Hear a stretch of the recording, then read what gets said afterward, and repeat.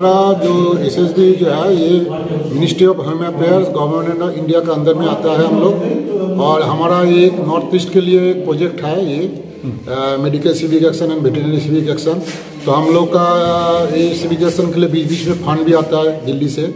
उसी फंड से हम लोग दवाई खरीद करके निःशुल्क को अब लोकल पॉपुलेशन के अंदर दवाई डिस्ट्रीब्यूट करते हैं हम लोग। ये हमारा काम है, हमारा एसएसबी का ये उद्देश्य है।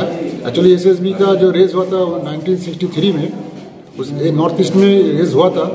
उसके बाद से जो हमारा ये प्रोजेक्ट तब से शुरू हुआ है। ये प्रोजेक्ट बीच बीच में चलता है। अभी हमारा पूरा भारतवर्ष में फैल दिया हिंदुस्तान में।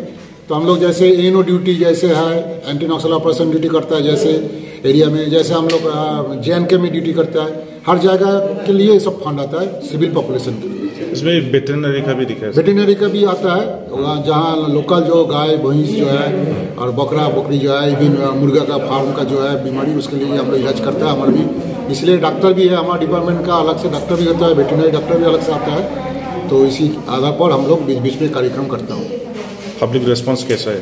पब्लिक रिस्पॉन्स तो बहुत अच्छा है, क्योंकि आजकल तो समस्या है और पिछले 2 साल से भी कोरोना का दौरान सब बंद भी हो गया था। सारा मेडिकल फैसिलिटीज हर जगह पे नहीं मिला।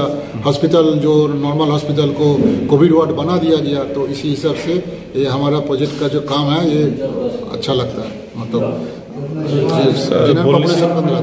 ये जगह बोलनी चाहिए तो सर बॉर्डर में है, तो कोई लोग एक्चुअली ये बॉर्डर का है। एक्चुअली हमारा जो तैनाती है जो सब बॉर्डर पर है। हाँ। हम लोग का जो है Indo Nepal border, Indo Bhutan border पे हमारा तैनाती है, जैसे बीएसएफ है पाकिस्तान है, बांग्लादेश। इसीलिए हमारा मेनली जो उद्देश्य है गांव का जो है बॉर्डर पॉपुलेशन की बॉर्डर में ज़्यादा फैसिलिटी मिलते नहीं है, कम ही मिलता है।